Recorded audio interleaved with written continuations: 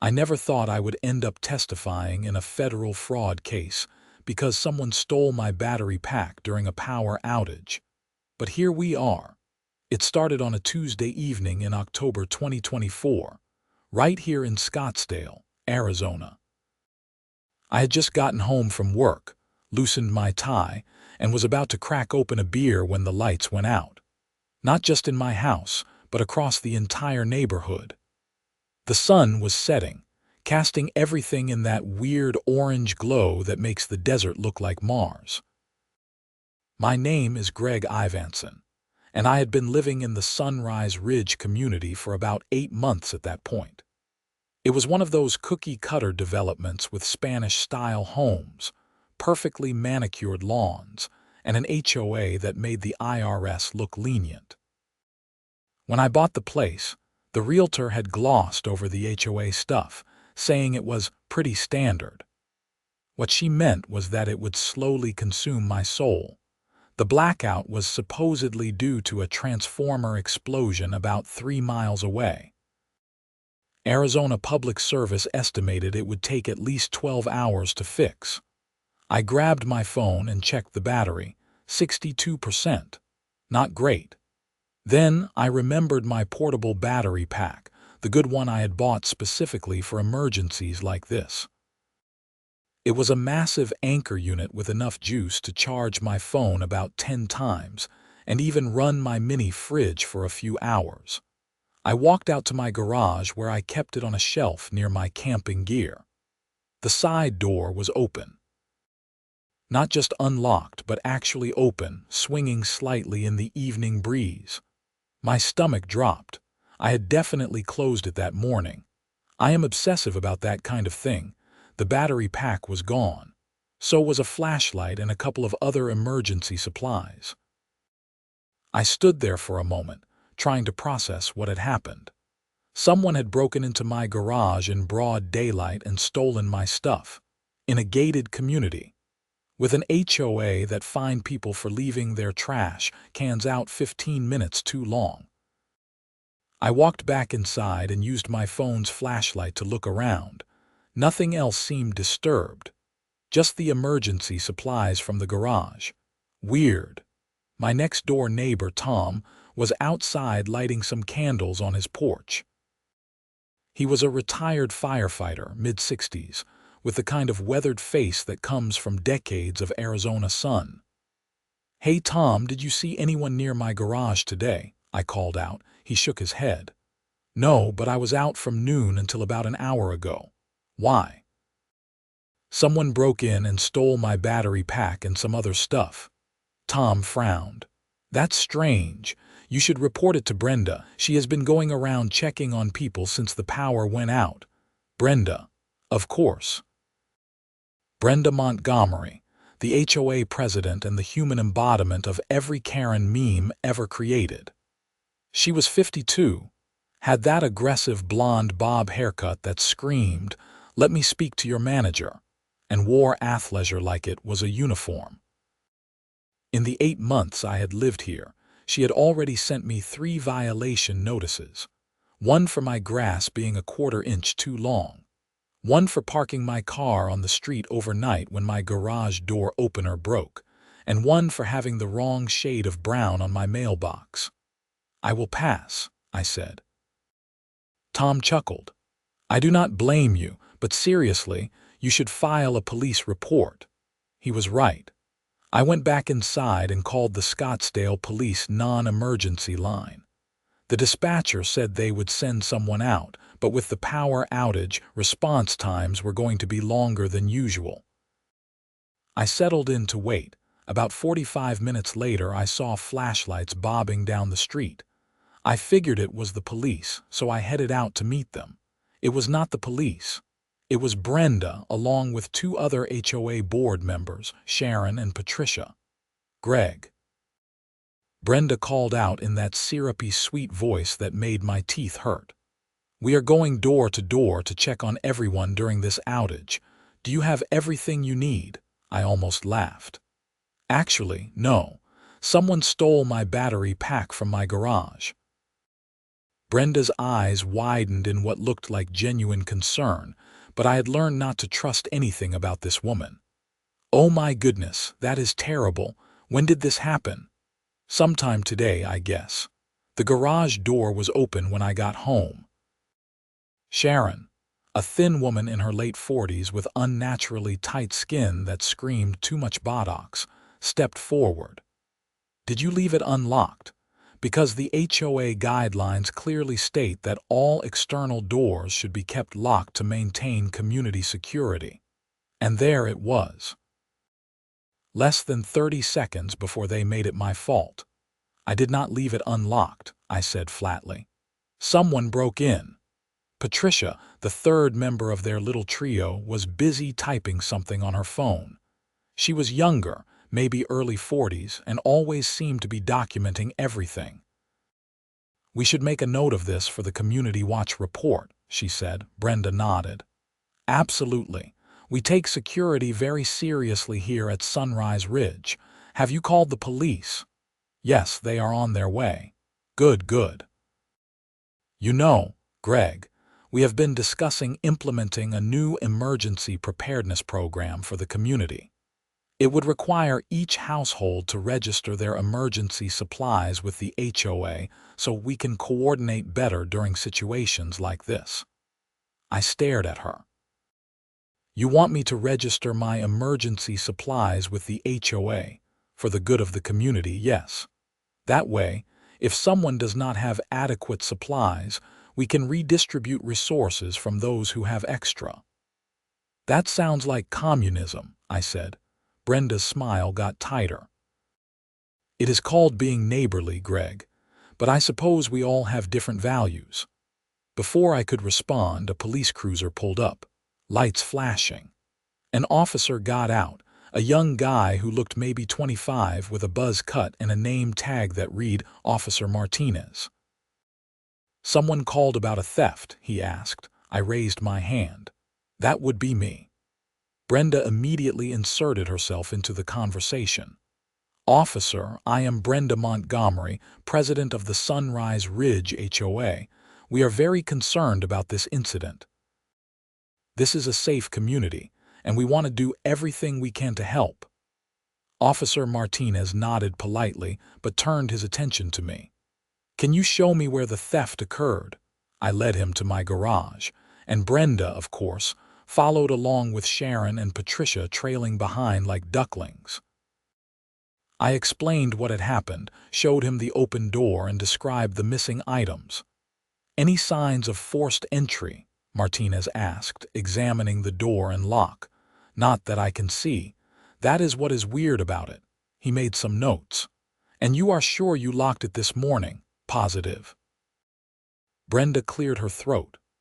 "Officer, if I may, we have had some issues in the past with residents not properly securing their homes. The HOA has sent multiple reminders about this." Martinez glanced at her, then back at me. "Sir, is there anyone else who has a key to your garage?" "No, just me." "What about the realtor who sold you the house? Previous owners? Any contractors doing work recently?" I thought about it. "No contractors. The realtor gave me all the keys when we closed.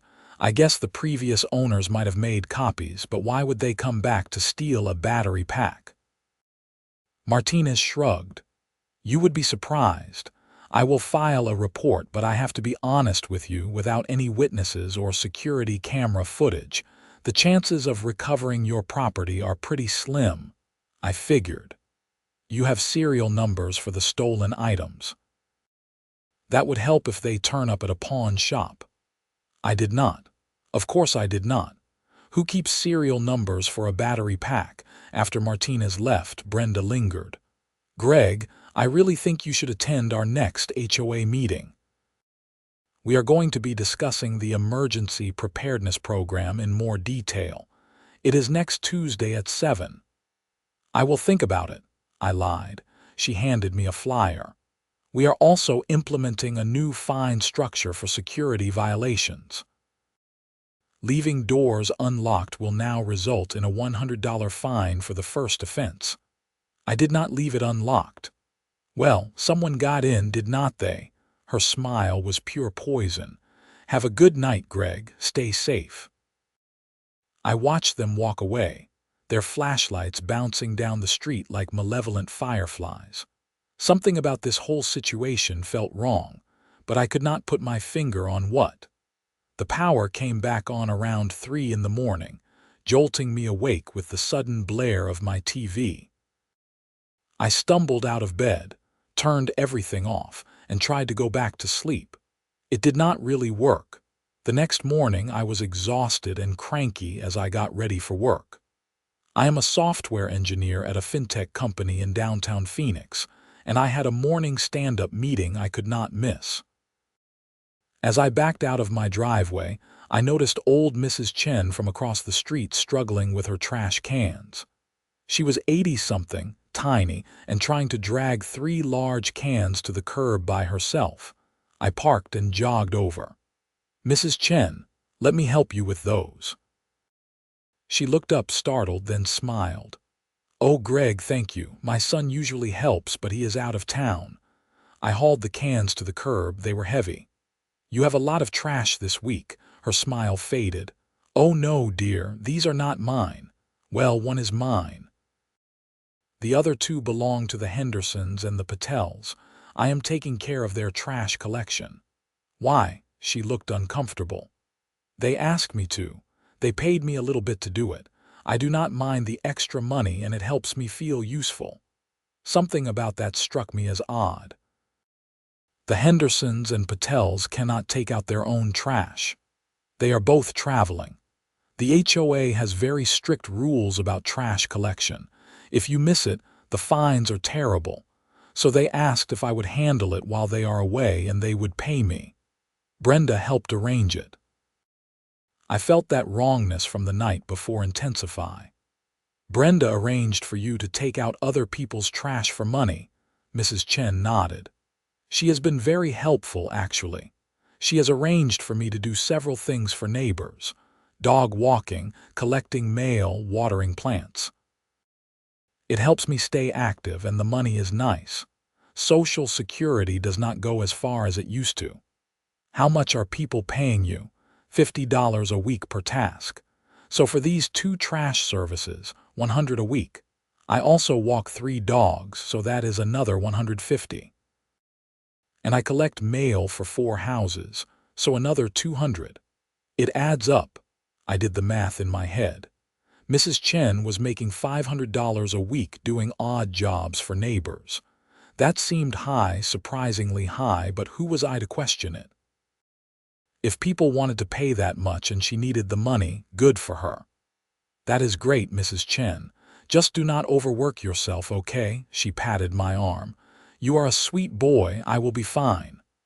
I headed to work, but the conversation stuck with me. Something felt off about the whole arrangement, but I could not articulate what. Maybe I was just being paranoid after the theft.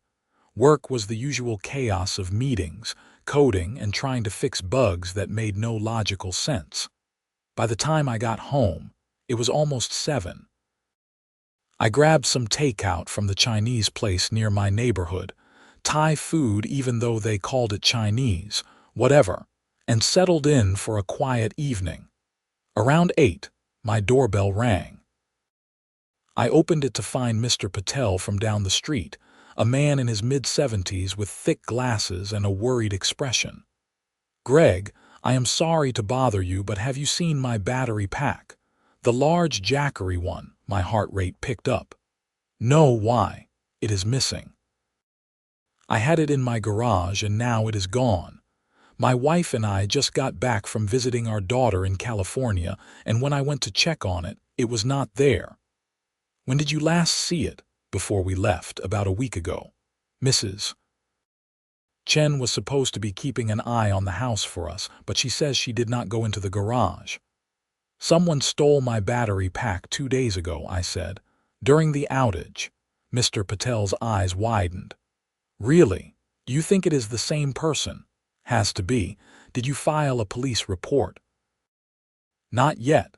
I wanted to look around more first, make sure I did not just misplace it, but it was definitely in the garage." We stood there for a moment, both thinking the same thing but neither wanting to say it out loud. There was a thief in the neighborhood targeting battery packs and emergency supplies. We should tell the other neighbors, Mr. Patel said finally. Warn them to lock up their valuables. I nodded. Good idea. Do you want to walk around together? Safety in numbers and all that. We spent the next hour going door to door. We found 3 other households who had noticed missing items. The Hendersons, a young couple in their 30s, were missing a generator. Old Mr. Wilson, a Vietnam vet who lived alone, was missing a bunch of bottled water and canned goods. And the Ray's family was missing 2 battery packs and a portable solar panel. Every single theft had occurred within the last week. Every single one involved emergency supplies. And every single victim had been either away from home or working during the day when the theft occurred. We need to call the police again, Mr. Patel said. This is serious. We gathered everyone in the Hendersons' living room and called the non-emergency line. This time they sent out 2 officers, Martinez again, and an older woman named Officer Davis. We explained the pattern of thefts, and Davis took notes with a serious expression. Have there been any strangers in the neighborhood? She asked. Solicitors, contractors, anyone who might have been casing houses. We all looked at each other. Mr. Henderson spoke up. Just the usual HOA people. Brenda and her crew have been doing their rounds more often lately. HOA, Homeowners Association, I explained. Brenda Montgomery is the president. She has been very visible the last few weeks. Davis wrote that down. Does she have access to your homes? No, several people said at once. But then Mrs. Henderson, Madison was her first name I think, hesitated. Actually, wait. Brenda has a key to our house. We gave it to her before we went to Miami last month. She was coordinating with Mrs. Chen to handle our mail and trash. Everyone turned to look at her. You gave the HOA president a key to your house, I asked. Madison looked defensive. She said it was standard procedure for the Elderly Assistance Program. Mrs. Chen needed a way to get in to water our plants and check on things. What Elderly Assistance Program? Mr. Patel asked. The one Brenda started. She matches elderly residents who need extra income with homeowners who need help with tasks. It is actually a great program. Officer Davis leaned forward. So this Brenda Montgomery has keys to multiple homes in the neighborhood. We all started asking each other. It turned out 6 households had given Brenda keys, all under the guise of this elderly assistance program. The Hendersons, the Patels, the Ray's family, the Wilsons, and 2 other families who were not at the meeting. And let me guess, Davis said. All 6 of you have had items stolen. Everyone nodded. The officers exchanged a look. Martinez said, We are going to need to talk to Miss Montgomery. She lives 3 houses down from me, I said. The one with the excessive Halloween decorations. It was true. Brenda's house looked like a Halloween store had exploded on it. Fake tombstones, giant spiders, the works. It was only early October, but she had gone all out. The officers asked us to wait while they went to talk to Brenda. We sat in the Hendersons' living room, nobody quite sure what to say. I feel so stupid, Madison said quietly. I gave a stranger a key to my house. She is not a stranger, her husband Jake said. She is the HOA president. We are supposed to be able to trust her. Are we though? I asked. I mean, really, nobody had an answer to that. About 30 minutes later, the officers returned. Davis spoke. Miss Montgomery says she has keys to several homes for the purpose of coordinating elderly assistance services. She claims she has never used the keys herself, only given them to Mrs. Chen and other elderly residents who are performing services. She also said she has been home all week and has not been in any of your garages. Do you believe her? Mr. Patel asked. It does not matter what we believe, Martinez said. We need evidence.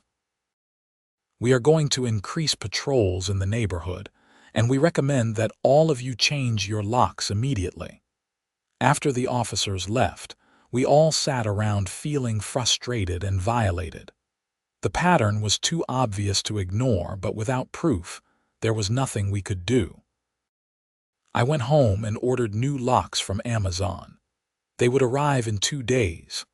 In the meantime, I used a chair to wedge my garage door shut from the inside. The next morning, I was woken up by pounding on my door. I stumbled out of bed, still half asleep, and opened it to find Brenda standing there with a clipboard.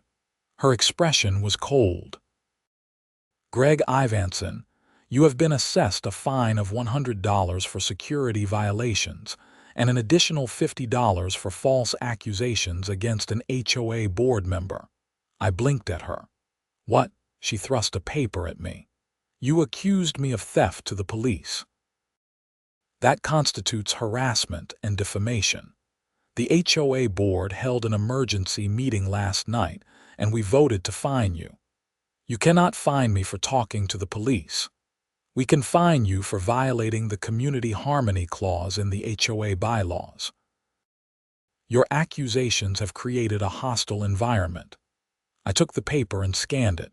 Sure enough, there it was. A $150 fine due within 30 days. This is insane. This is policy. Have a nice day, Greg. She turned and walked away, her blonde bob bouncing with each step. I stood there in my doorway, holding the fine notice, and felt rage building in my chest. This woman was unbelievable. I got dressed and drove to work in a fog of anger. I could not stop thinking about the situation. The pattern was clear. Brenda had access to homes, knew when people would be away, and knew exactly what valuable items they had because of her stupid emergency preparedness program surveys. She was the only common denominator. But how could I prove it? During my lunch break, I called Mrs. Chen. She answered on the third ring, sounding out of breath. "Mrs. Chen, it is Greg from across the street. Do you have a minute?" "Of course, dear. I am just finishing up some gardening for the Johnsons. I wanted to ask you about the arrangement with Brenda. When she gives you keys to people's houses, do you always keep them, or does she ever take them back?" There was a pause. "Well, she keeps copies at her house. She says it is for emergency purposes. Why do you ask?" My pulse quickened. "And you never go into people's garages?" "No, never. I just handle mail, plants, and pets inside the house." Brenda was very specific about that. She said the garages were off limits for insurance reasons. "Has Brenda ever asked you to borrow the keys back temporarily?" Another pause, longer this time. "A few times, yes. She said she needed to check on something or coordinate with a contractor. Is something wrong, Greg? I do not know yet. But if she asks to borrow keys again, can you let me know? You are worrying me." "I am worried too, Mrs. Chen. Just keep an eye out, okay?" After I hung up, I sat in my car and thought. Brenda had copies of everyone's keys. She knew who had valuable emergency supplies. She knew when people would be away. And she had a financial motive. Those battery packs and generators were worth hundreds of dollars each. But I still needed proof. That evening, I stopped by Mr. Patel's house. He answered the door looking tired. "Greg, come in. I was just about to call you." I followed him inside. His wife, Priya, was sitting at the kitchen table with a laptop open. "We have been doing some research," Mr. Patel said. "About Brenda Montgomery." Priya turned the laptop to show me. "Her real name is Brenda Montgomery Sullivan. She moved here from Tucson 3 years ago. Before that, she was the HOA president of a community called Desert Vista." "Okay," I said slowly. "Why does that matter?" "Because Desert Vista filed a lawsuit against her 2 years ago. She was accused of embezzling HOA funds. The case was settled out of court, and she resigned from the board." I leaned in to read the screen. The details were sparse, but the pattern was there. Brenda had allegedly been inflating contractor costs and pocketing the difference. The HOA had noticed discrepancies of over $50,000 before they finally caught on.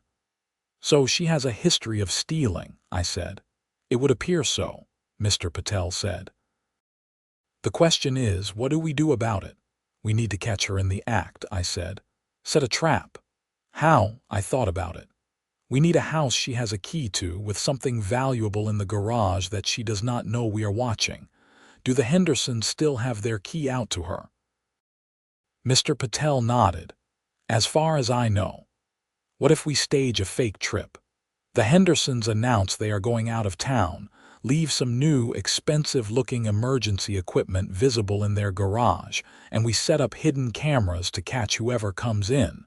Priya looked skeptical. "That seems complicated and expensive. Who is going to pay for all of this?" "I will," I said. The words came out before I really thought about them, but I meant it.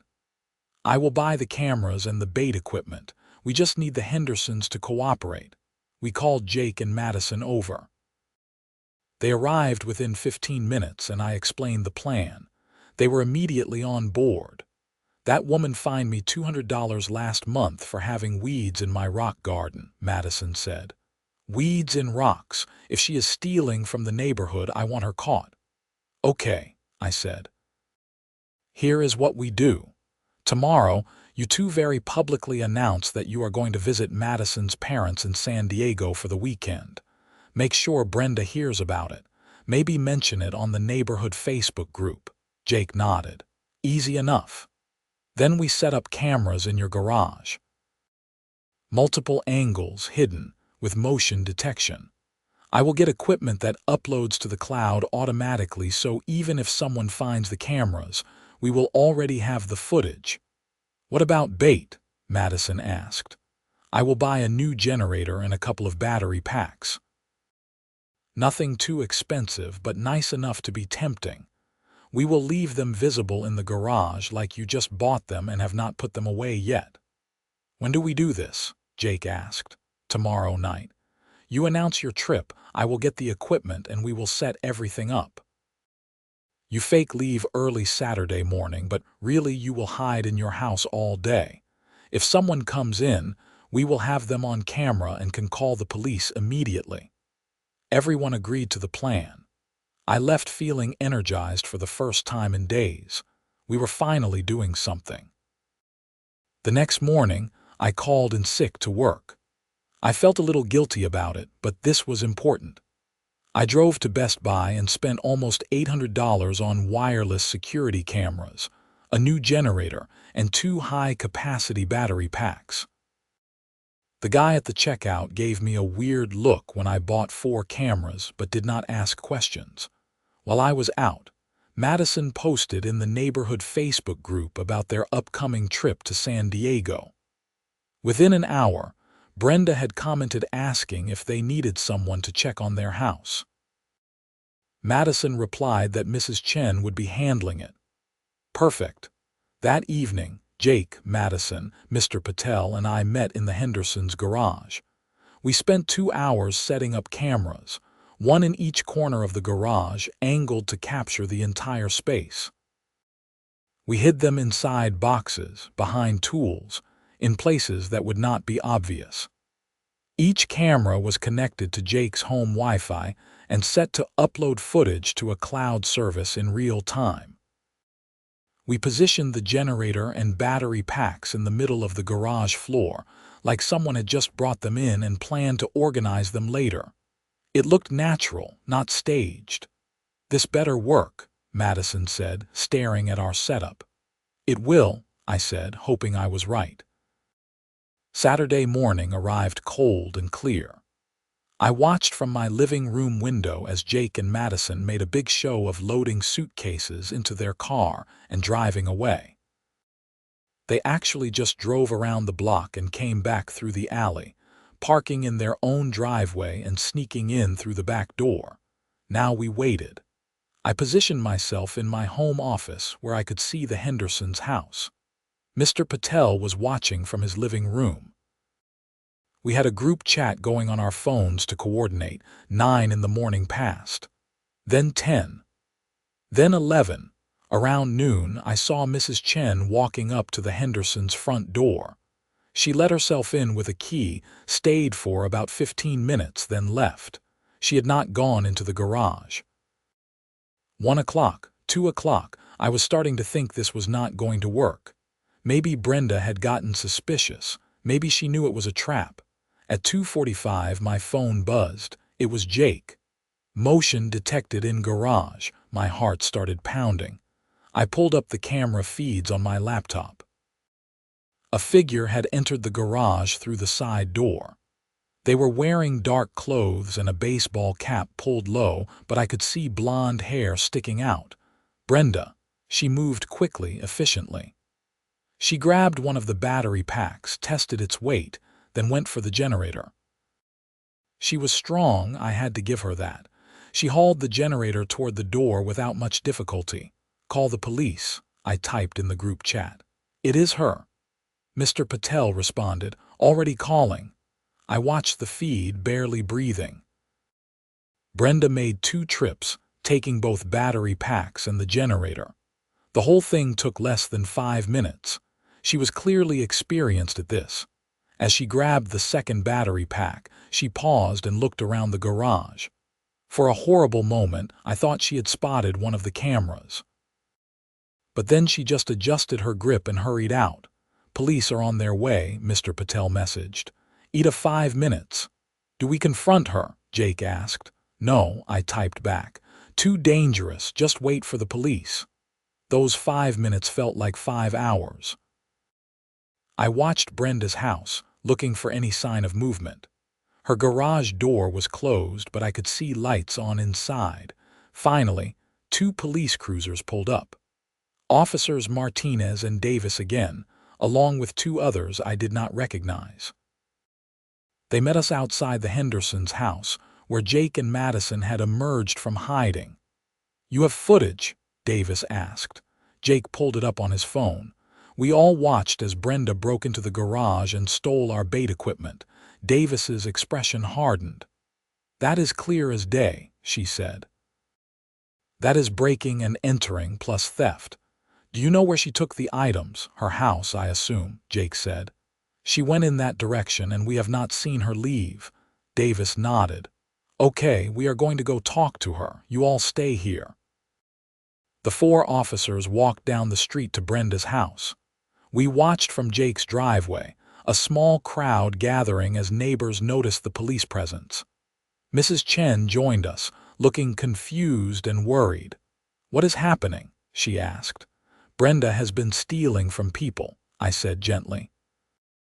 "We caught her on camera." Mrs. Chen's hand flew to her mouth. "Oh no, those poor people." One of the officers knocked on Brenda's door. It opened, and even from a distance, I could see Brenda's surprised expression. She stepped outside, and there was a brief conversation. Then she gestured for them to come in. They disappeared inside her house. We waited.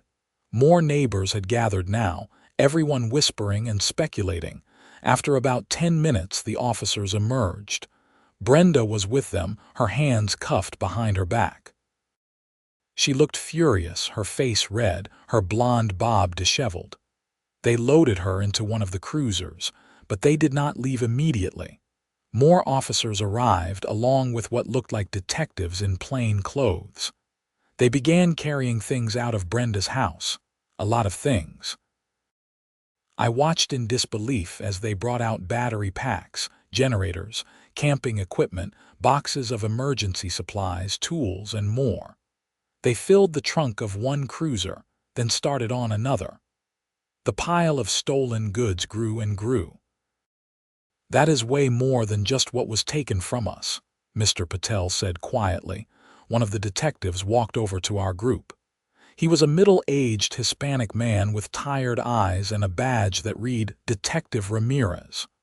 "Which of you is Greg Ivanson?" he asked. I raised my hand. "That is me." "You set up this sting operation, more or less. It was a group effort." He looked impressed.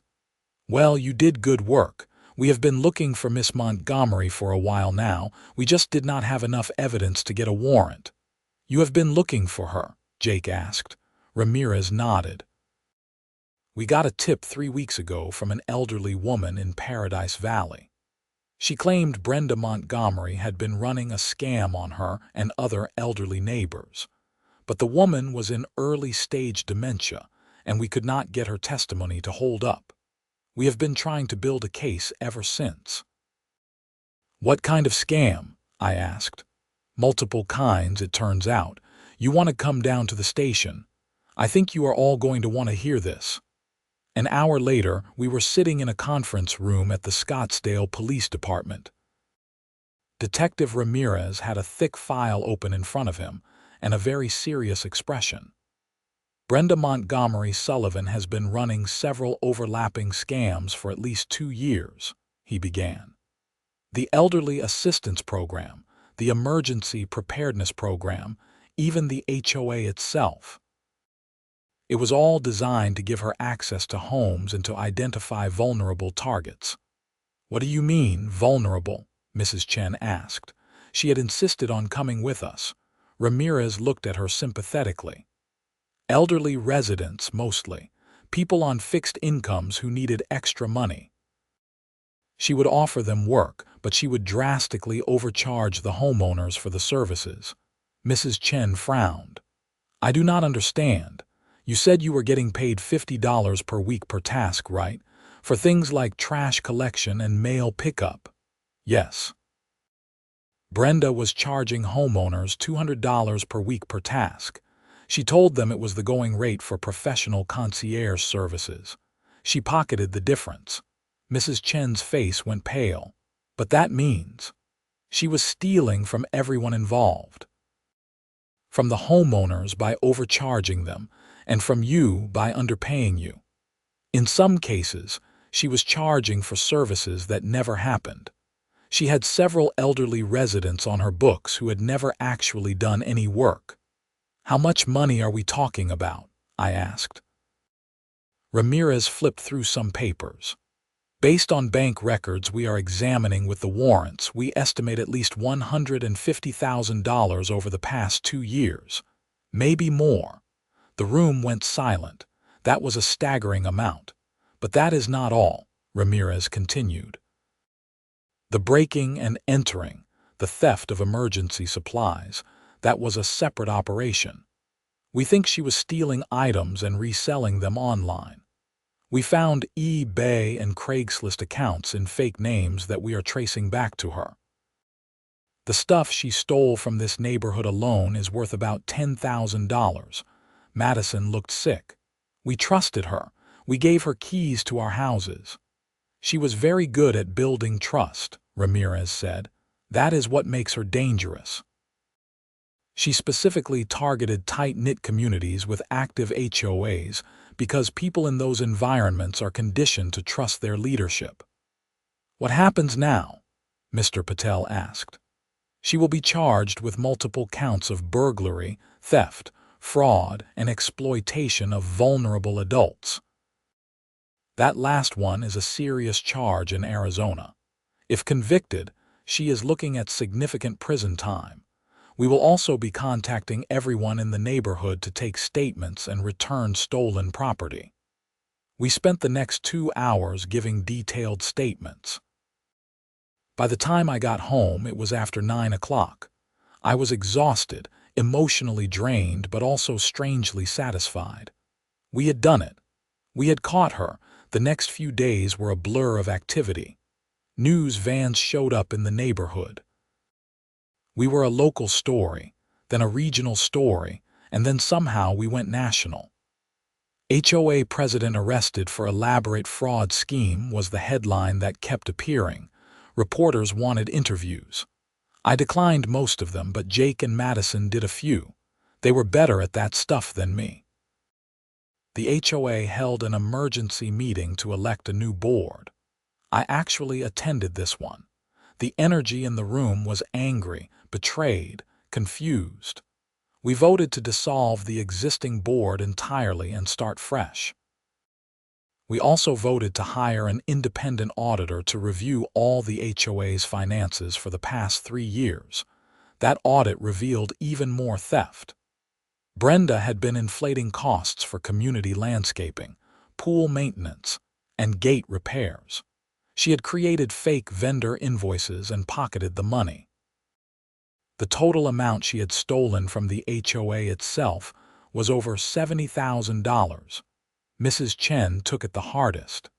She felt guilty for being part of the scam, even though she was as much a victim as anyone.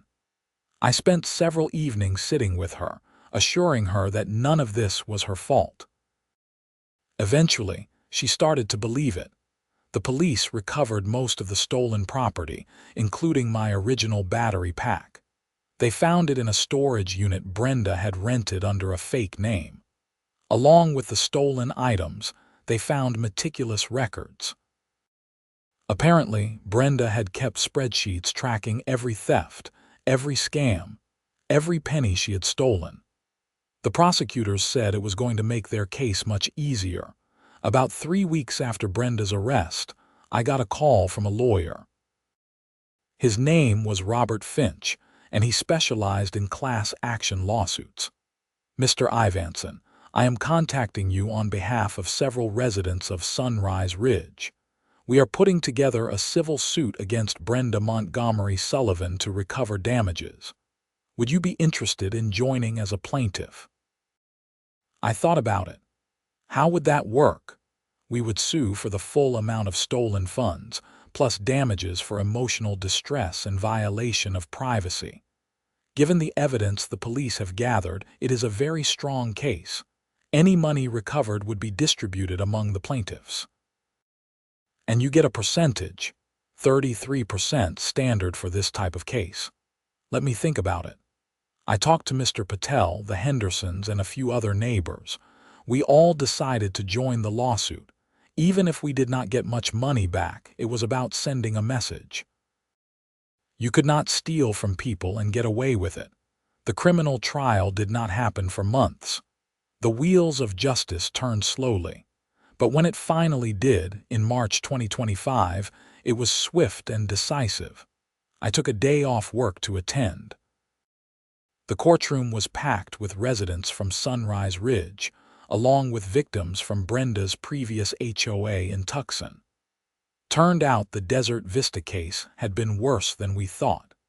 She had stolen over $200,000 from that community before they caught on. Brenda sat at the defense table in a gray suit, her blonde bob now streaked with gray roots. She looked older, smaller somehow. Her lawyer tried to argue that she had a gambling addiction, that she needed treatment, not prison. The prosecutor destroyed that argument with evidence of Brenda's calculated, methodical approach to theft. The most damning testimony came from a forensic accountant who walked through Brenda's finances. She had been living well beyond her means for years, funding a lifestyle of expensive vacations, designer clothes, and a luxury car. All of it paid for with stolen money. When it came time for victim impact statements, Mrs. Chen spoke. She stood at the podium, tiny and frail, and talked about how betrayed she felt. How Brenda had taken advantage of her age and financial situation. How she would never trust anyone the same way again. There was not a dry eye in the courtroom. The judge, a stern woman named Judge Patricia Wu, listened to everything with an impassive expression. When it came time for sentencing, she did not mince words. "Miss Montgomery Sullivan, you have engaged in a calculated, prolonged campaign of theft and fraud against some of the most vulnerable members of your community. You violated the trust of your neighbors, exploited the elderly, and showed no remorse for your actions. The court finds your conduct reprehensible."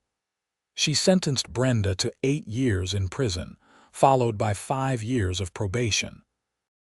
She also ordered full restitution to all victims, though the prosecutor had warned us that Brenda had spent most of the money and we probably would not see much of it back. It did not matter. Justice had been served. After the sentencing, we all gathered outside the courthouse. There was a sense of closure, of finally being able to move on. "Thank you for setting up that sting operation," Madison said, giving me a hug. "If you had not done that, she might still be stealing from people." "We all did it together," I said. Mr. Patel clapped me on the shoulder. "You started it, Greg. You were the one who refused to let it go." Maybe he was right. I am stubborn like that. The civil lawsuit settled a few months later. Brenda's homeowner's insurance ended up paying out, and we each got back about 60% of what had been stolen from us.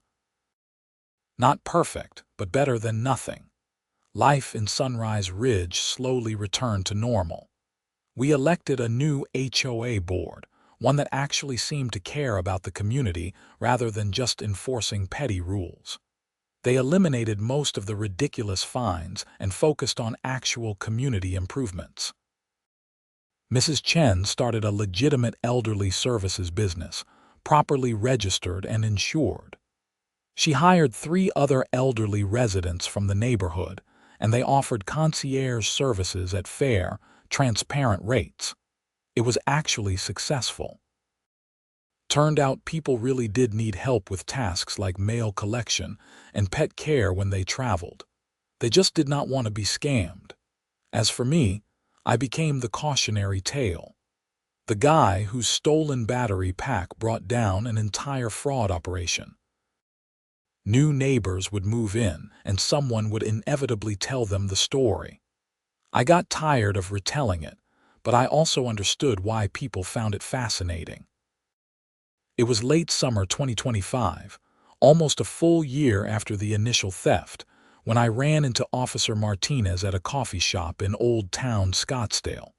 He was off duty in civilian clothes and almost did not recognize me at first. "Greg, right? The battery pack guy," I laughed. "That is me." The battery pack guy. Man, that was a wild case. You know, your tip led to arrests in 3 other states. "What?" He nodded. Brenda Montgomery Sullivan was part of a network. Other people running similar HOA scams across the Southwest. The FBI got involved. They have been rolling up the whole operation. You guys stopping her here gave them the break they needed. I did not know what to say. I had just been trying to get my battery pack back. "You did good work," Martinez said. "Seriously. Most people would have just let it go, filed an insurance claim, moved on. You pushed for answers." "I am just stubborn," I said. "Stubborn is good sometimes." I thought about that conversation a lot over the following days and weeks. The ripple effects of one theft, one investigation, one community refusing to be victimized. It was bigger than any of us had realized.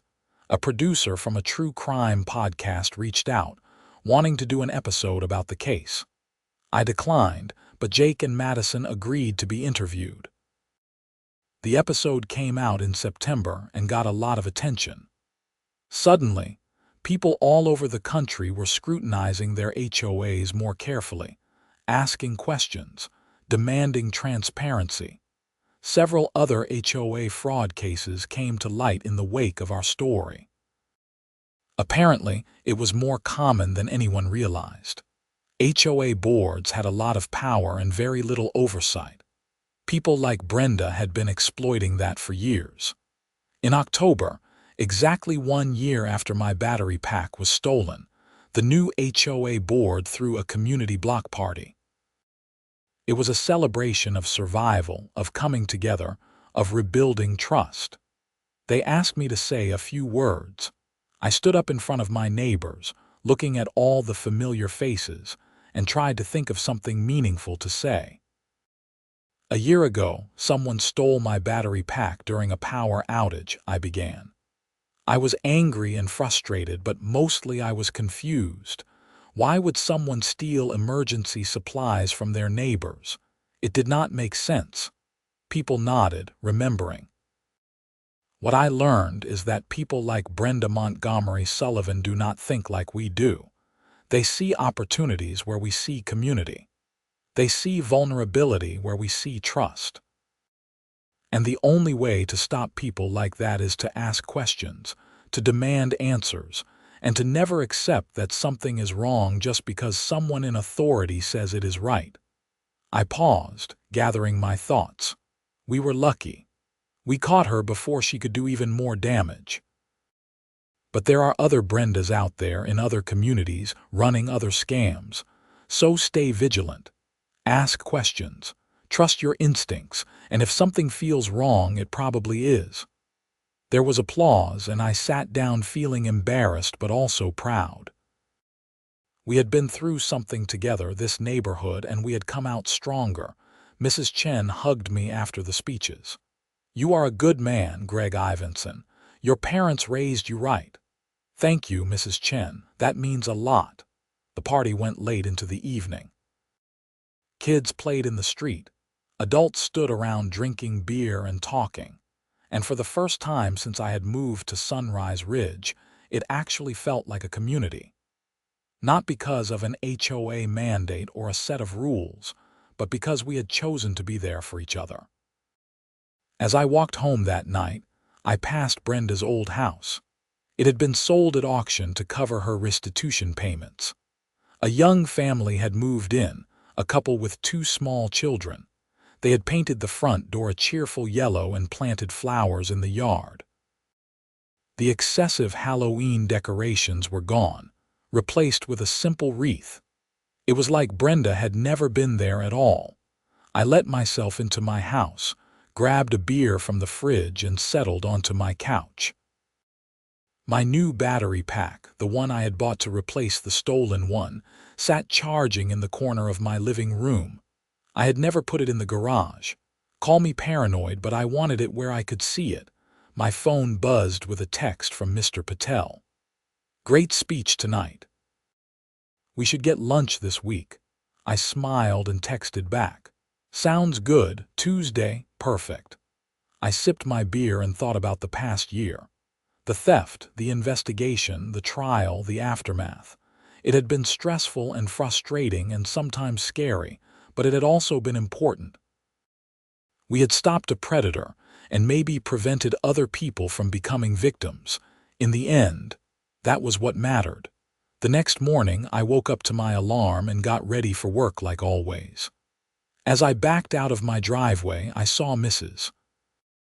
Chen walking her neighbor's dog, part of her new legitimate business. She waved and I waved back. Life goes on, I thought. Even after everything, life goes on, but we were different now. More careful, more aware, more connected. Brenda Montgomery Sullivan had tried to tear our community apart for her own gain, and instead, she had brought us together. There was a certain poetry to that. I drove to work thinking about poetry and justice, and the strange ways the universe sometimes works. My battery pack had been stolen, and that theft had unraveled an entire criminal enterprise. It was absurd and unlikely and completely true.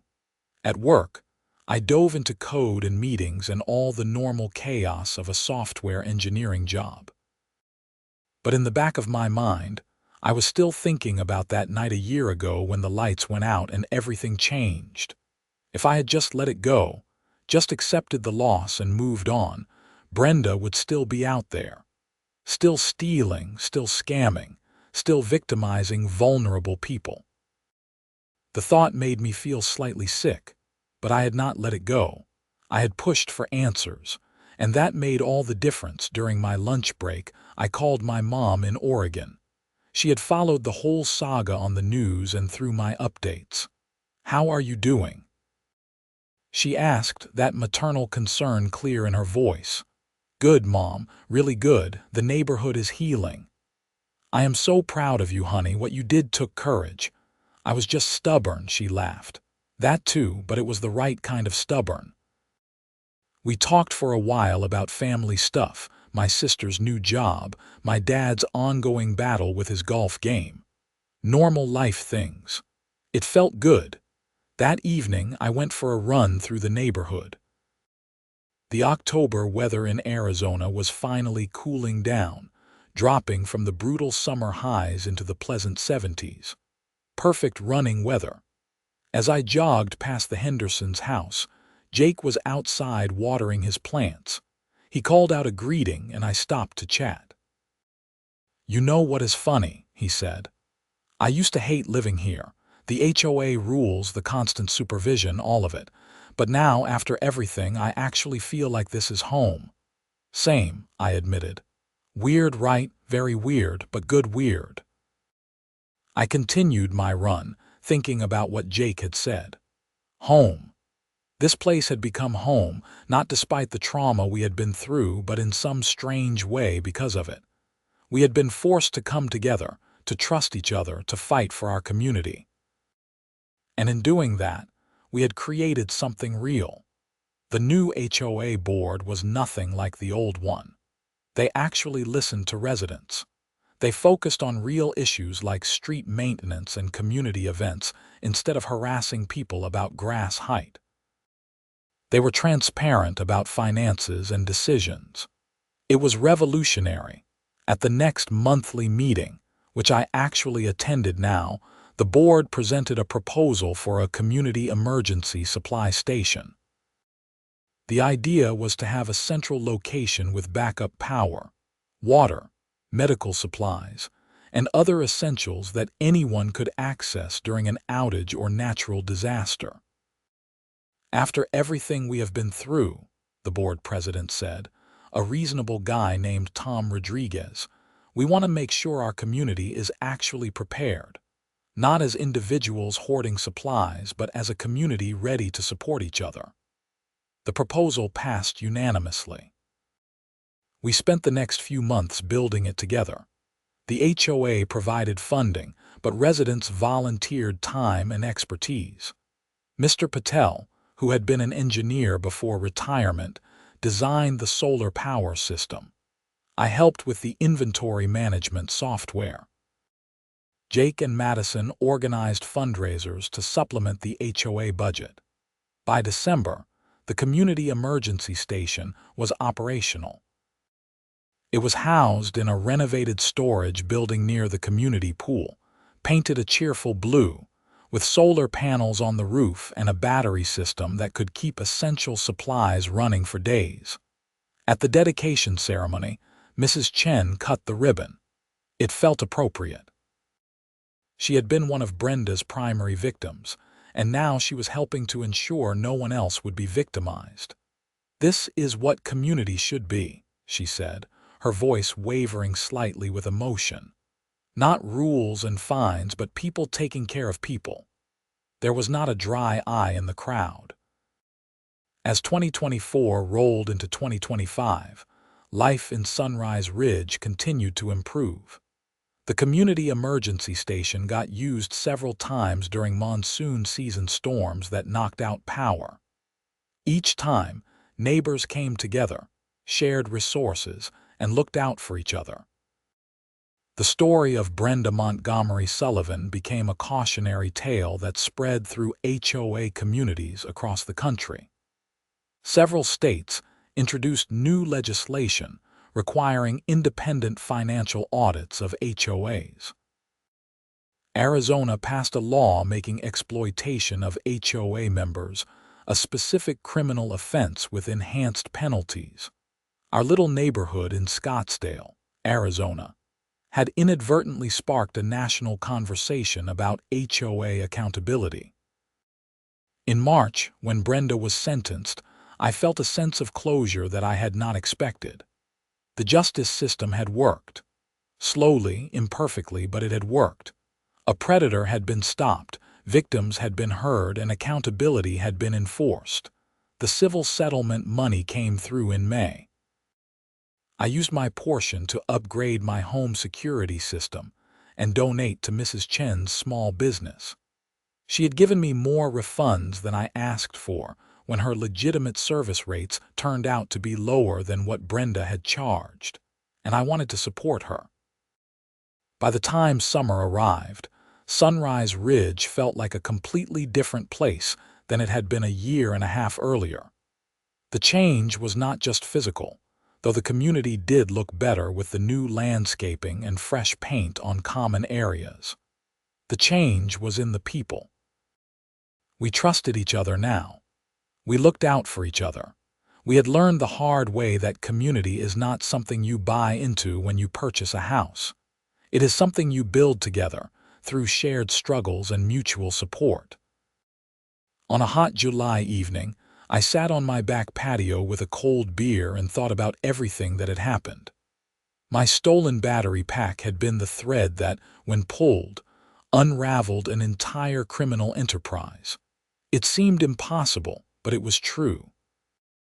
I thought about Brenda, sitting in a prison cell somewhere, probably still convinced she was the victim.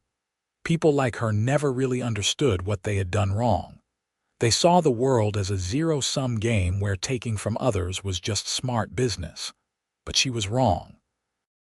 The world was not zero-sum. When communities came together, when people supported each other instead of exploiting each other, everyone benefited.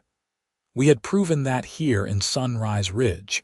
My phone buzzed with a text from the neighborhood group chat. Someone had spotted a coyote near the north entrance and was warning people to keep their pets inside. Within minutes, a dozen people had responded with thanks and updates. This was community in action. Simple, effective, real. I finished my beer and headed inside. Tomorrow was another workday, another round of meetings and code and normal life. But underneath that normalcy was the knowledge that I lived in a place where people cared, where justice could be served, where standing up for what was right actually mattered. It had all started with a stolen battery pack and my refusal to just let it go. I had been angry and stubborn and determined to get answers, and those qualities, which had gotten me in trouble plenty of times in my life, had finally been channeled toward something meaningful. Brenda Montgomery Sullivan had tried to victimize our community, and she had paid the price. 8 years in prison, restitution payments that would follow her for decades, and a reputation destroyed beyond repair. She had thought she was smarter than everyone else, that she could exploit people's trust indefinitely. She had been very, very wrong. As I settled into bed that night, I felt a deep sense of satisfaction. Not because I had gotten revenge or won some petty victory, but because justice had been served and a community had been healed. That was what mattered in the end. The battery pack that had been stolen from me all those months ago sat in my closet now, fully charged and ready for the next emergency. I hoped there would not be one, but if there was, I knew my neighbors and I would face it together. That was the real victory. Not catching the thief, though that was important. Not recovering the stolen property, though that was nice. The real victory was building something genuine and lasting from the ashes of betrayal and theft. Sunrise Ridge had been transformed from a neighborhood ruled by fear and petty regulations into an actual community, bound by trust and mutual support. And it had all started because someone stole my battery pack and I refused to accept it. Sometimes, I thought as I drifted off to sleep, the smallest injustices lead to the biggest changes. You just have to be stubborn enough to see them through. The next morning, I woke to sunshine streaming through my window and the smell of coffee from my automatic maker. Life was good. I got ready for work, grabbed my travel mug and headed out. As I backed out of my driveway, I saw Mrs. Chen across the street, setting up for what looked like a small garage sale. I rolled down my window. "Having a sale, Mrs. Chen," she smiled. "Just getting rid of some old things. My grandson is coming to visit next month and I want to clear out the guest room. Need any help setting up?" "Oh no, dear. I have got it. You go to work. Maybe stop by after if you see anything you like." I promised I would and drove off. It was such a normal, pleasant interaction, the kind of thing that happens in neighborhoods everywhere. But it felt special somehow, knowing what we had all been through together. Work was busy but productive. I solved a particularly tricky bug that had been plaguing our payment processing system for weeks. Small victories. That was what life was made of. Small victories, small kindnesses, small moments of connection. During my lunch break, I walked to a nearby park and sat on a bench, eating a sandwich and watching people.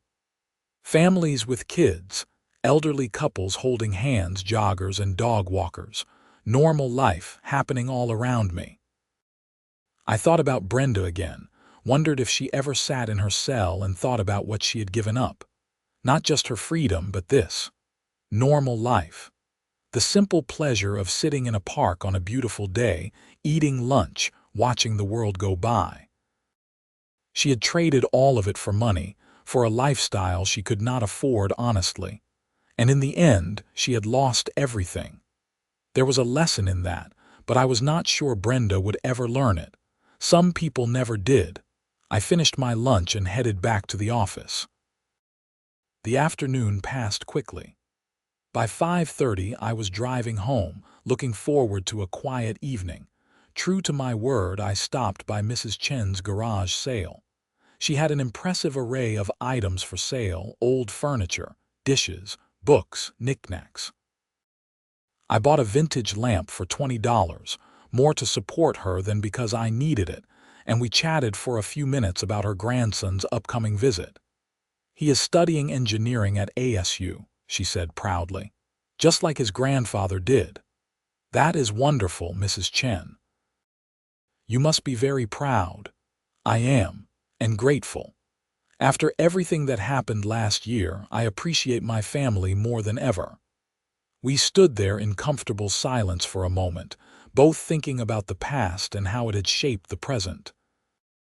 "You know, Greg," she said finally, "I never properly thanked you for catching Brenda, for stopping her before she could hurt more people. You saved a lot of us from even worse situations." I felt my face flush.